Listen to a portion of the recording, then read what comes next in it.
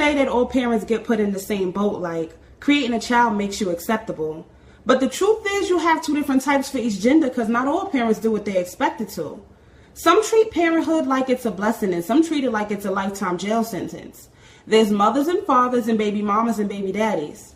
Allow me to break down the difference. A mother is a woman who gives her world to her kids. She dedicates her life to them from birth. A baby mama had the kids to keep them in. They come second, and to her, he comes first. A father is a man who protects and provides regardless of how hard things may go. A baby daddy is a male who sees his kids every few months and takes pictures to post it for show. A mother is a woman who stays up late cooking dinner to make sure all her children are fed. A baby mama makes plans to go eat with her friends, gives her kids junk food, and sends them to bed. A father understands his relationship with mom will dictate how the kids will view theirs. A baby daddy treats the mother of his child like shit, and if the kids see, he still doesn't care. A mother knows that even if the relationship fails, he's still their father at the end of the day. A baby mama uses her kids against their dad because if they break up, she's going to keep him away. A father knows that if he has a son, he needs a strong man to have in his image. A baby daddy leaves his son to fend for himself and teaches him nothing but how to disrespect women. A mother knows that if she has a daughter, she needs to show her how strong women work. A baby mama teaches her daughter to be sassy and curse. She can't read, but that baby could twerk. A father is a man that knows even if his baby is not planned, his father duties still have to be done. A baby daddy says just because he wasn't ready, he won't step up. He'll just keep having fun. A mother makes a way. She never makes excuses and knows that having kids was only her decision. A baby mama looks for handouts and someone to blame for her ending up in her position. I said all of that to say this. Use each title correctly because not every parent is a good mother or father. If you're going to have kids and act like they're a burden, I'd say don't even bother. I'd never put all parents in the same category. In my book, some have a higher position. So I salute all the parents who hold it down for their kids. It's about time you got the right recognition. I am Kara J on Instagram.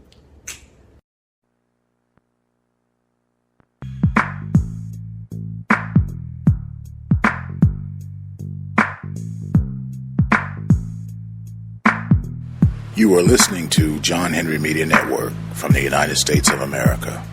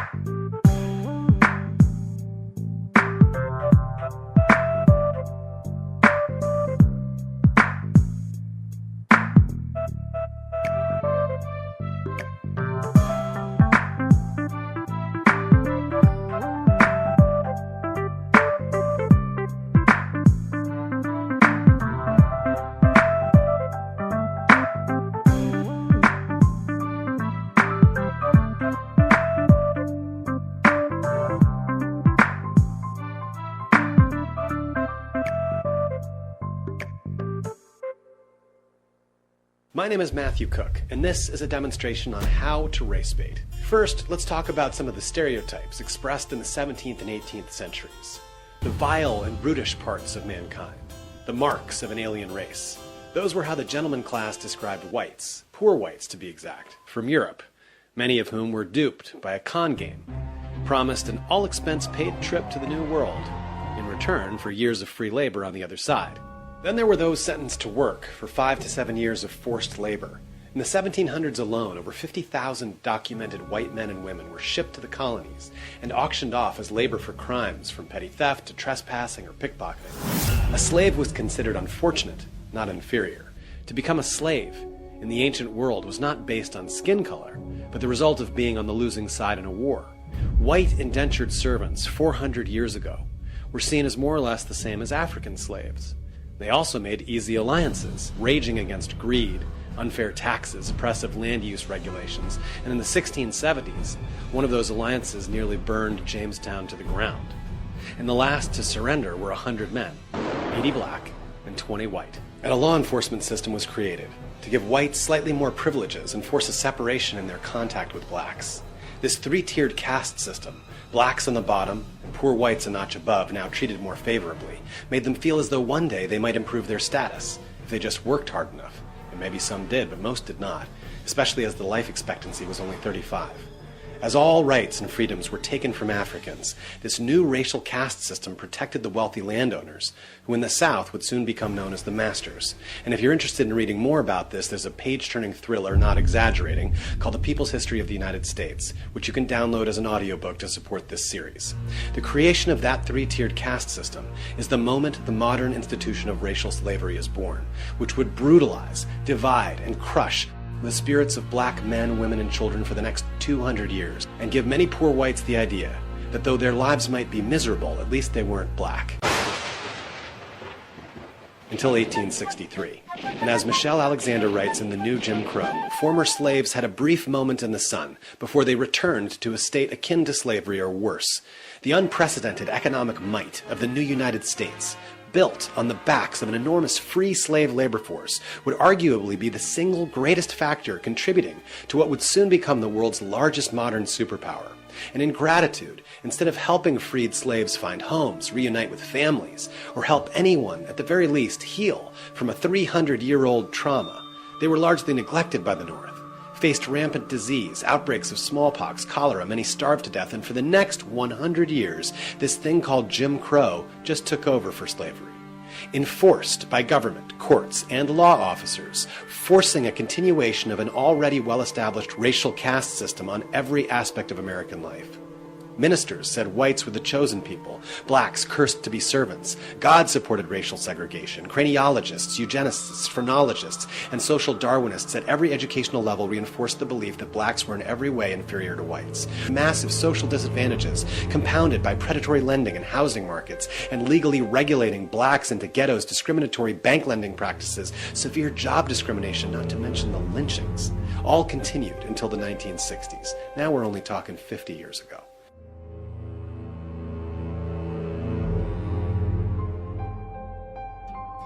We finally have the Civil Rights Act, black nationalism, and black power, black pride. For the first time, a public promise of opportunity after 3 centuries of the opposite, communities getting to police their own streets. But the black pride forces are soon struck down by the law and order movement.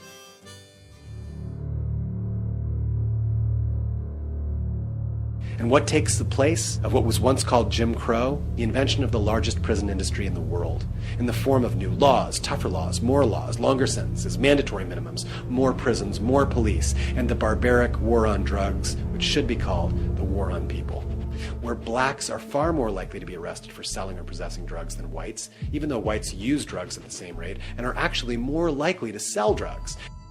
Blacks who've committed the exact same crimes as whites are more likely to be arrested, prosecuted, more likely to have longer prison sentences. Families deprived of breadwinners and once again deprived of the right to vote. Generations sentenced to a revolving door in and out of a prison system so unstoppable that 1 out of 3 black men born today can expect to go to prison in their lifetime. And so despite the existence of so many notable, heroic black, brown, and white cops saving lives and rescuing victims from unimaginable horrors across the country, righteous lawyers, wise judges, honest legislators doing great things that cannot and should never be overlooked, overall, Black America has never seen a substantive break in law enforcement service to larger forces ever on the wrong side of history.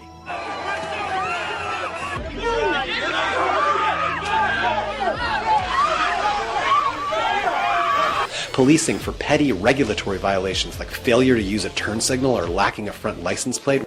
And so here we are today. 30% of America are minorities, but represent 60% of the prison population. Over 1 million men and women. And so the majority of Black America, 70%, understandably have little trust in law enforcement or the criminal justice system. But don't be fooled. This prison industrial complex has not only swept up Black America, but all people of limited means, hunting minorities and the poor at rates higher than any other on the planet.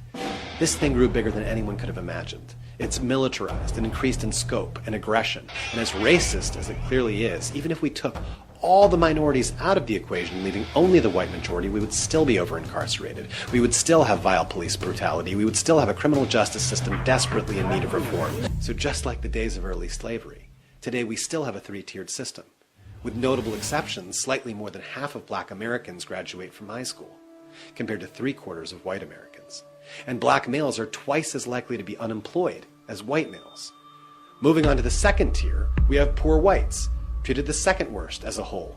With many more notable exceptions, so many you'd think it wasn't the case, white America is also in very bad shape. The real poverty rate for the US as a whole is staggeringly close to 50%. We have a myth of social mobility that is one of the worst in the industrialized world due to decades of disinvestment from communities sending cheap labor overseas, leaving depressed, isolated local economies with no jobs, a dwindling tax base, and nothing to attract business or new residents. And why is this?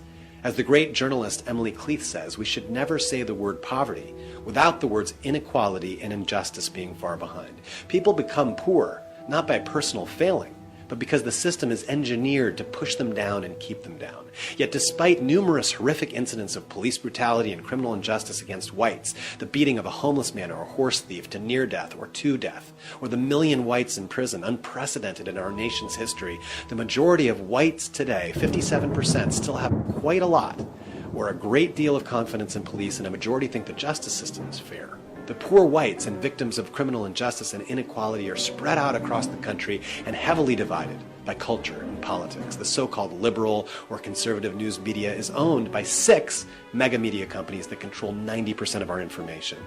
Those companies are owned by the very rich. According to Forbes, the 400 wealthiest Americans today have more money than the poorer half of the entire population of the United States. While less than 4% of our entire country are millionaires, they make up over half the members of Congress. Well, who do you think millionaires represent? The elite who run the country in a different revolving door of economic royalty have demonstrated certainly that they are above prosecution. So with a news media that mostly reports only on the black outrage at police brutality, which is and has been at a boiling point for the last 300